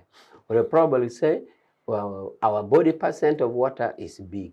But that is not the point. So you can see. So I share the sentiments of the quality and the competency of Parliament. And it makes all of us sit back, including outside Uganda. So how about for the judiciary? What are your views? The judiciary, to me, it's okay. And that is why you find that even as a party, our political opponents, the actors, will be subjective and relative in their blame and praise for the judiciary. When they rule in their favor, the judiciary is independent. When they rule against them, judiciary is not. We had 50 cases on parliamentary election in Court of Appeal. We lost 15 as a party. We lost 15 cases, okay, out of the 50. So people choose not to see the 15 cases that we lost in Court of Appeal. Remember, election petition for parliamentary, you don't appeal beyond Court of Appeal. That is the last appellate case. So in court. So we lost it. So for me, judiciary is still okay. And that is why if they come up and say the acting position of a judicial officer is unconstitutional, there be it. And that now moves us today. Much as I was saying, Sarah only discussed the competency than the independence. That shows the independence. Now, they can make a pronouncement in total disagreement of the executive position, because the executive position, through judicial service commission, was to give it to acting positions. And I think government will have no options than to implement it. Okay? So to that extent, you see the independence. Okay. Now human rights. So both the same thing with Parliament. Parliament has claimed for its independence, they have fought for their space, and the executive has left it. For us, as a party, is that we pray that we have the majority that is required to pass a legislation that we want. For example, or the policies, because we know that as a ruling party, our manifesto will not be executed on a case-by-case basis. Our manifesto executed through budget execution, through policy statements of ministries, through specific policies passed, and we can only have that passed if we have a decision of Parliament. So that is why we fight as a party to have a majority that can pass for us the policy. Okay, that's why we have it. But short of that, we leave the independence to themselves. As self-accounting, they have their money, they have their decision, they have parliamentary commission, they do it. Okay. So we are okay with that. Let's evaluate human rights as a key tenet of democracy. Human rights, we are very firm on it. And again, on the scale of 1 to 100, I think we are 95 again. Human rights, again, you will not assess it on case by case. Human rights, the first assessment is institutional framework. The laws that you have in place, the constitution, the laws that specifically provides and protects the rights. Okay? Institutional framework that you have put in place, Human Rights Commission, Equal Opportunity Commission, the IGG, the police, and the courts. So that is the first assessment. And even at global level assessment, that is the position. Like, for example, recently you had Attorney General went to Geneva when you had this social media that some women entered and attacked the Attorney General. He was responding, or he was presenting a report of Uganda on compliance and a convention against torture. And the global community, the UN makes an overarching assessment. I came here the other time with a document called Concluding Observations. Concluding Observations is, for want of better words, the judgment, the ruling on Uganda on that particular case, which was not bad enough. Of course, there are issues raised. Not bad enough. There are raised. It was not bad, actually. I came with a copy here in this room. So those are the scorecard for a country. You don't assess a country because one police officer in the execution of arrest broke a testicle of a suspect. You don't assess a country because a police officer on arrest broke a leg. You assess the competence and the respect of human rights of a government in the policy and the institutional framework, and its ability to deal with errant officers. Because if you have officers of state who do that and they go free, it means therefore what you have on paper is not what you are practicing. Okay. For the case of harmful violations, it's even harsh. It leads to death penalty by way of firing squad. Yes. Which our friends have been against it. For example, a soldier was sentenced to death for shooting a suspect in Wandegea police. It was during riot, arrested him, took him to police. I don't know whatever entered his head. As he was going to take him to a cell, he shot. Another one in Rubaga. He followed the suspects during a riot to a garage, got them in a garage, shot them. They were sentenced by court-martial to death. Now, this shows that not only does the government have frameworks in terms of legislations or written policies, but in form of enforcement to officers who don't follow what is in the letter. So we have the Bill of Rights, we have everything. So in human rights, we are there. And I repeat, you don't assess a government in terms of, say, the torture, we have clear position against torture. It is a repeated claim. That to the effect that now you no longer have the defense of Attorney General. Before, if a police officer comes to arrest a suspect and breaks a leg, and you sue the police officer for a claim for that violation, the police officer has a defense. Sue Attorney General. Me, I was doing Attorney General's work. Now, no more. There's now individual liability. Yes. Okay. Our Human Rights Commission, which is holds a mandate to see human rights, is classified as Class A. In Geneva, under UN human rights system, they have ability and they have a provision to follow national human rights institutions on their performance. And there are word classes, Class A, Class B, Class C. Right now, even if you Google our human rights, and those are not, NRM didn't classify them. It is not an NRM assessment. It's an international It is an international assessment. Even if you Google, you'll see Uganda human rights earning Class A. Okay. So for us in human rights, we have done the best that we can. Thank you. Professor, let me come back to you, and let me just borrow Dr. Sarah's words that if men were angels, then we would not need the law. One of the very key tenets or attributes of democracy is rule of law. You did make a disclaimer that you're not a lawyer, but I'll ask you a legal question. What is the fate of our democracy as it stands with the 1995 Constitution? Is it still the consensus of Ugandans? Well, knowing that we don't have term limits in our Constitution, we don't have age limits. So the removal of these two provisions of the law that many described as safety valves, where does it leave our democracy? The Constitution is supposed to be a pillar, the whole of it is somehow of democracy, because it regulates the behavior of government and citizens. And it is more or less in functioning democracies, it is elevated to the level of almost being sacred. Sacred doesn't mean it can't be touched. Even the Bible, which is sacred, is also interpreted. That being the case, we want to look at our constitution vis-a-vis other constitutions in functioning democracies. I mean, we made this constitution in it was promulgated in 1995. It is hardly 20 how many years? 25? Yeah. Something like that. But it has been amended to the extent that it is almost not recognizable. Because it has been amended more than 100 times, or 100 articles have been amended. Sometimes, I participated in that constitution making as a researcher. Actually, I was the coordinator of the research team. And I still even remembered the provisions we put there. Recently, I was arguing with somebody thinking that I knew what was in that constitution.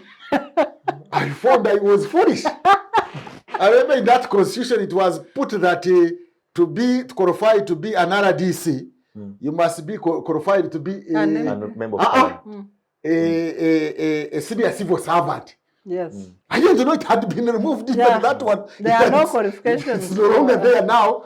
So it has been amended, truncated, to the extent that now people don't look at it as a sacred document in that light. It can be touched. You remember how we made fun about it? But the law is not cast in stone. I beg your pardon? The law is not cast in stone. Did I say that the constitution is cast in stone? Because even the Bible is interpreted. That's what I said. Okay. But the issue I am making here is that a constitution should be respected so much so that in most cases, those countries which have amended, they normally amend to enforce it, not to weaken it. Oh, okay. In our situation, we are amending to weaken it. I appeared before the parliamentary commission, the parliamentary committee, legal committee, over this question of removal of age limit and whatever. I had some discussion with them, and some of them, and which was in the public domain also, were arguing that, you see, we don't want a rigid constitution. That's why we are amending it. I think all of us had that one. So I asked them, this very article has got about 4 clauses, 3 or 4, which are giving actually that rigidity you are talking against. Why then didn't you suggest that the whole article be amended? Because in that very article, there was qualifications, there were other qualifications, there was education, which makes it rigid then. But that one, I asked them, why haven't you suggested that even this one be removed? Why are you removing the other one? 2, what I asked them, they actually asked me because they wanted to return term limits. I said, but then your principal argument, is that you don't want a rigid constitution. The same people, actually, it was asked by the chairman. The same chairman, you are also saying, what do you think? Shouldn't we return the term limits? Which was also going to make it rigid. Meaning that the constitution has now been used as a weapon. It has been weaponized for political manipulations. So can it guarantee and that makes it as it is right now? Can it guarantee what? Can it guarantee democratic progress in Uganda as it is now? You see, democracy is not guaranteed by a document called the Constitution. No. It is basically guaranteed by the behaviors of the people. The spirit of constitution. The spirit, not the letter. So if the spirit is weak, the body, this body of whatever provisions are there, they are removed or whatever. So the spirit was weak because I think the spirit of the constitution was neglected. We are talking about the independence of the judiciary. People were talking about the independence of the judiciary. I think the partisanship of the judiciary begins with appointments.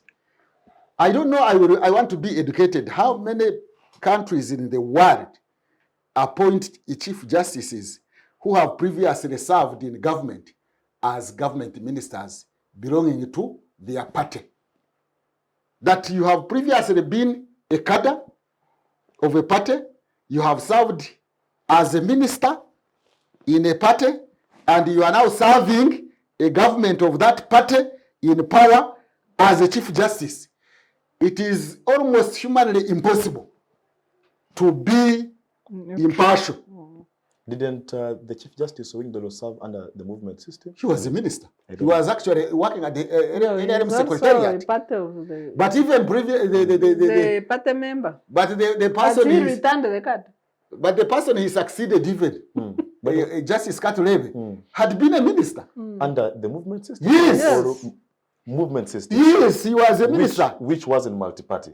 So meaning then he had no political party. It was broad-based movement. Even under Marat Party, he became a minister, I think. No, he did it not. was They served but as even the movement other under time, the movement system. but even the other time, Boss. you see, NRM, let me tell you something. I also became stupid. I am all along the way becoming stupid because of the changing of the constitution. You see, the constitution was talking about NRMO. Yeah? Which constitution? This constitution. Or the law. The law. The party's law was talking about NRMO. NRM organization. The party is NRM organization. NRM organization. But later they removed the It was removed. the zero. And NRM zero. Me, I thought it was still. So our laws are just weaponized, are just instruments, are just for legitimization. Yeah. They are not that they are there to regulate people's behavior and certainty, political certainty, democracy certainty. They are just there when you feel like removing them. I thought NRMO was still standing, only to be told, that one is no longer there. Anyway, the point I was making here is that this NRM is the same NRM. Yeah. It has not changed. Forget about that there was a new constitution. It is still the NRM, NRM, NRA. And we don't have multi-party system, by the way, in practice. Do you know that? I was about to ask that question. Do you know that? Sarah. Let me ask. Let me answer what I know, and then she will so talk about it. When we went multi-party, after all, the NRM members had rejected going back to multi-party. The NRM leadership, and then there was a committee set up to deliberate on it and come and advise the NRM leadership in Chankwanzi. So the committee came up with a resolution supported by the majority of the committee members and supported by the people who went to Chankwanzi that we should not open up. And then Bidanisari went there with a minorities report. He gave the reasons for minority report. After the rest of the committee and even the members were supporting not opening up, then President Museveni said, wait a minute.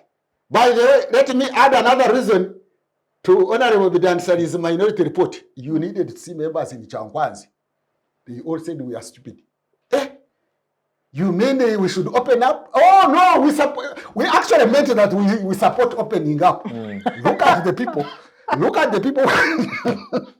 Even the committee members who are saying we should not open up. The moment President Museveni said, I support minority report of Bidanisari, everybody who was saying no swung this side. That means at heart they didn't change.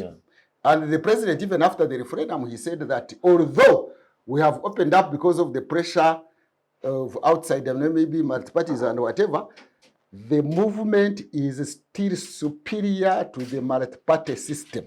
If the head of this political dispensation says that the movement system is superior to multi-party system and he's presiding over multi-party system, in effect, what is he saying? He's saying, I am implementing the movement system, not multi-party system, but multi-party system because I have to work with this international system. But may I make this statement before I go off? Is that I think in Uganda we are going a wrong direction, democratically or governance-wise. I will tell you why. What I believe after considered analysis of the situation. We are having new wine in old bottles, and this will not do well. You see, we either don't pretend You see, China, for example, its system works. I wouldn't say it doesn't work because they don't pretend that they are a liberal democracy. The problem with Uganda is pretending we are living in a liberal democracy when we are practicing illiberal democracy. And because of that pretense and hypocrisy, it undermines even the scores that the party would have made as purely illiberal. But to pretend you are liberal and that the constitution is liberal, the democracy we are in, the dispensation we are in is liberal, then we have a parliamentary multi-party system when actually you don't believe in it, it brings about contradictions. You see, he's a student of contradictions. Those contradictions will not allow institutions of government to work in Uganda. We either say we are illiberal and therefore perfect the illiberal system, or we are liberal and practice liberalism. But what we have now is new wine in old bottles. And as Jesus correctly put it, because he's always correct anyway, you cannot have old wine thriving in old bottles and the other way around. It must follow. So let's have illiberal democracy. We know we are practicing it, and we strengthen institutions along those lines and bring order and govern society along illiberal systems. Or we have a liberal system. Of course, we can't perfect it in a day. We continue to perfect it. What is undermining the political order in Uganda is having illiberal democracy practiced under the structure, the superstructure of a liberal democracy. And therefore, all the time trying to justify, protect ourselves. The Chinese don't have to defend themselves. The Chinese government doesn't have to defend themselves over those multi-party blah, blah, blah, blah. But the Uganda government is always trying to defend itself. Then it is doing this. Then it is spending a lot of money. Then it is doing this. Undermining institutions of governance. The Chinese ones don't undermine their institutions. So that is the biggest challenge, in my opinion, in Uganda. Pretending we are a multi-party when we are not multi-party, and therefore undermining, because we could run a state without multi-party system. Thank you. But let's agree that that is what we have. Let's choose. Otherwise, pretense and hypocrisy will not make political order move forward. All right, thank you. Our time is fast spent. We have about 3 minutes to wrap this up. So, Doctor, I'll just pick your comments regarding our political dispensation, multi-party movement. Where do we stand currently, both by the legal framework and by practice? And the same will apply for retired major. Then we shall. Illegally, I strongly believe that we are running a dual system.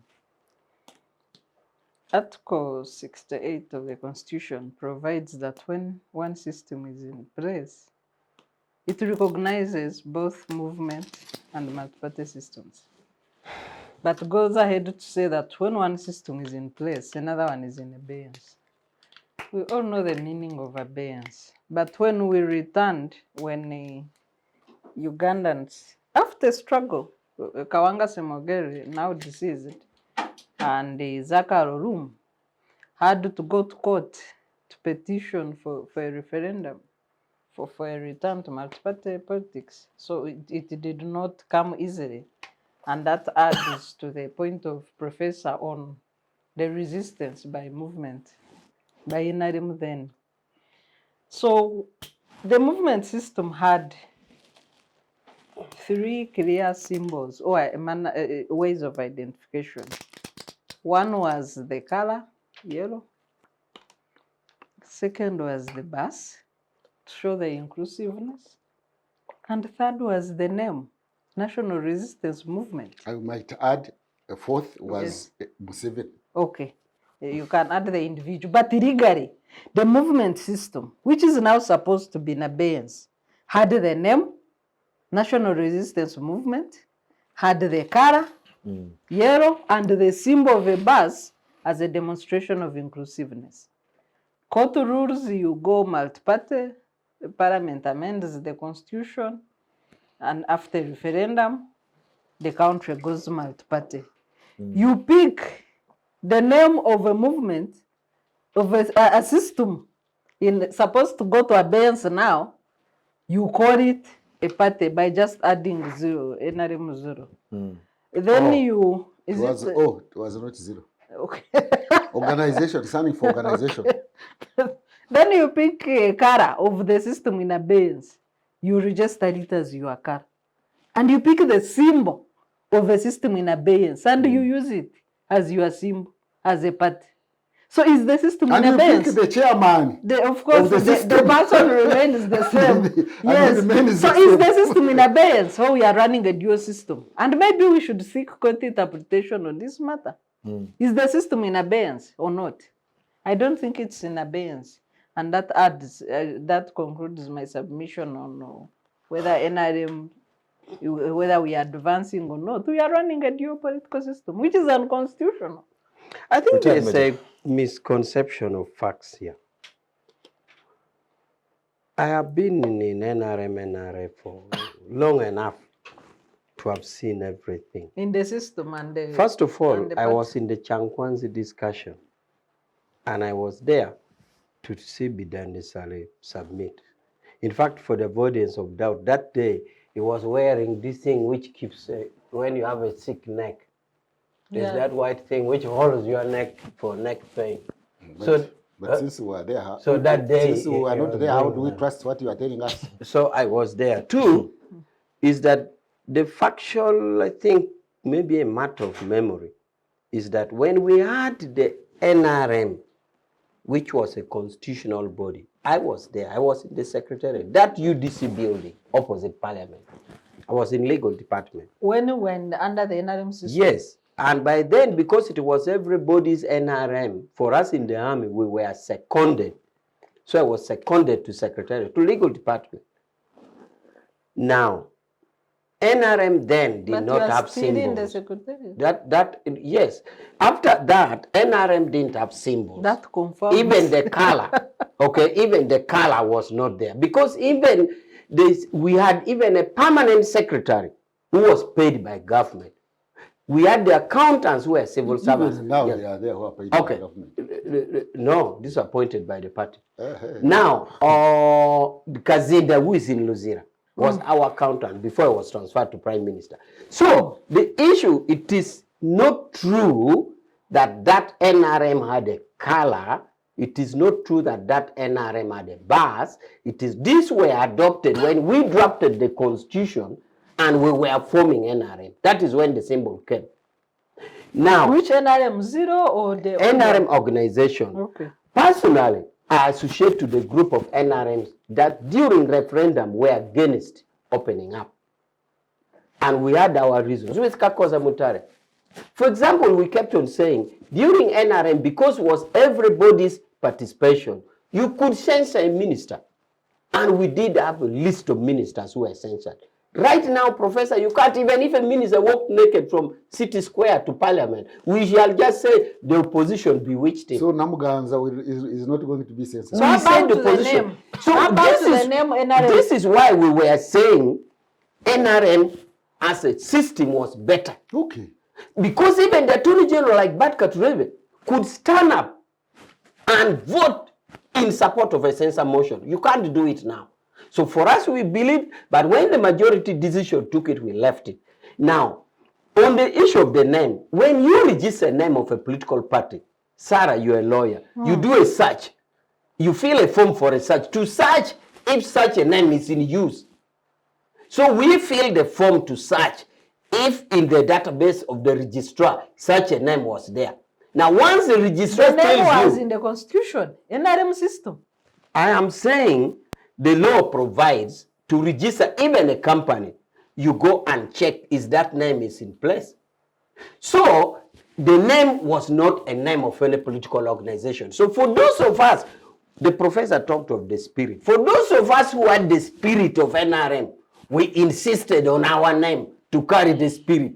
And since the registrar of these political parties did not show us there was a reserved name used already on the database, to reject our use of the name, we had to use the name. But I agree with you that the spirit was movement. It is movement. No, not now. Right now, what happens now Where did the spirit go? For us, us in the party, we exercise the Did the spirit in the did party. the spirit So, ascend you into heaven? expect- yes, but An we act- now subject ourselves to a political party dispensation. What proves it? And that is why He says that the you- spirit of those who wanted the movement were the minority. The movement so- They were the majority. that's why we lost the referendum. Okay, That's why we lost the referendum. There was no with your referendum. permission, can I ask? That's why we lost the referendum. There was no The moderator referendum. has allowed me to ask you. There's a record. Is there a company called the Parliament of Uganda? Company? Of course, no. Exactly. So- the NRM system is in the constitution. So why did they expect it to be registered?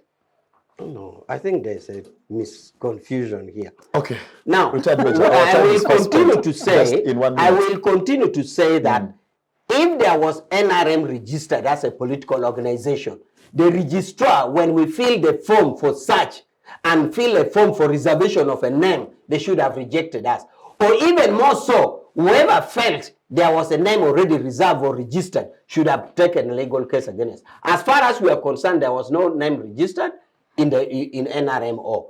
Now, NRMO is a party, only that the O remains silent. For example, now, if Parliament is to summon the Secretariat, the letter the Parliament writes to us is inviting us as NRMO.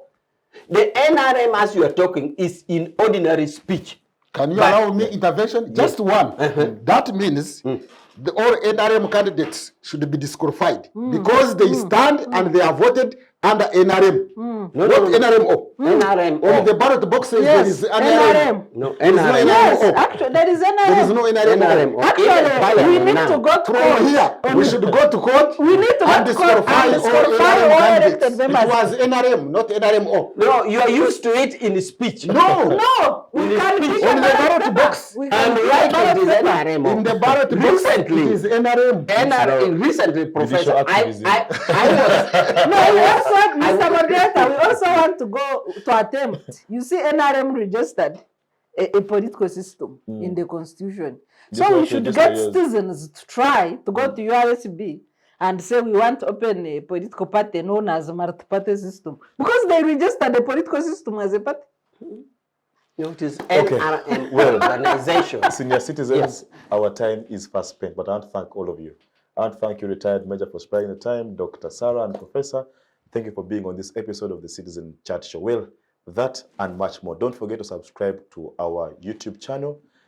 The festive season is here. It's a time to forgive. It's a time to love. It's a time to show care. It's a time to really help the vulnerable And not hate. and not to hate. But above all, it's an opportunity to celebrate life. But also, you must be vigilant as you do all this because there's so much insecurity tends to happen around this time. As you drive back to the village, drive safely. But above all, we wish you a lovely festive season. From us to you, see you next week. Bye-bye.